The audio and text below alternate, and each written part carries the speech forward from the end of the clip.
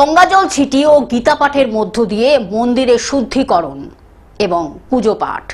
গঙ্গাজল ছিটিয়ে ও গীতা পাঠের মধ্য দিয়ে মন্দির শুদ্ধ করে প্রবেশ স্থানীয়দের। ফুল্লরা মন্দিরে অহিন্দুদের প্রবেশ নিষেধ লেখা পোস্টার বিতর্কের পর এবার লাভপুরের লক্ষ্মীতলা মন্দিরে গঙ্গাজল ঢেলে শুদ্ধিকরণ করে বিশেষ পুজো পাঠের মধ্য দিয়ে ওই মন্দিরে প্রবেশ করলেন মন্দির কমিটি ও স্থানীয়রা।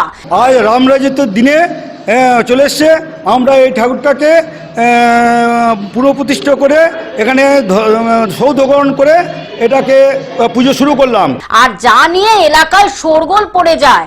জানা গেছে তৃণমূল কংগ্রেসের শাসনে ওই মন্দিরটি অপবিত্র হয়ে গিয়েছিল। সে কারণে ধর্ম বর্ণ নির্বিশেষে কোন রাজনৈতিক পতাকা ছাড়াই মন্দির কমিটি, স্থানীয় বাসিন্দা এবং কয়েকজন বিজেপি নেতা কর্মীদের উপস্থিতিতে মঙ্গলবার দুপুরে লাভপুর রেল স্টেশন সংলগ্ন লক্ষ্মীতলার সমগ্র লক্ষ্মী মন্দিরটি গঙ্গাজল দিয়ে শুদ্ধিকরণের পাশাপাশি সারা দিন ব্যাপী বিশেষ পূজা অর্চনা ও বিকেলে গীতা পাঠের মধ্য দিয়ে মন্দিরকে পবিত্র করার পরেই স্থানীয়রা প্রবেশ করেন।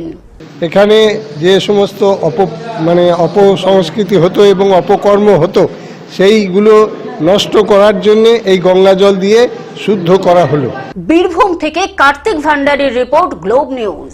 এখন থেকে গ্লোব টিভি দেখুন আপনার স্মার্টফোনেও। গুগল প্লে স্টোর অথবা অ্যাপল স্টোর থেকে ডাউনলোড করুন গ্লোব টিভি লাইভ অ্যাপ। এছাড়া জিও টিভি অ্যাপ থেকে দেখুন গ্লোব টিভি লাইভ।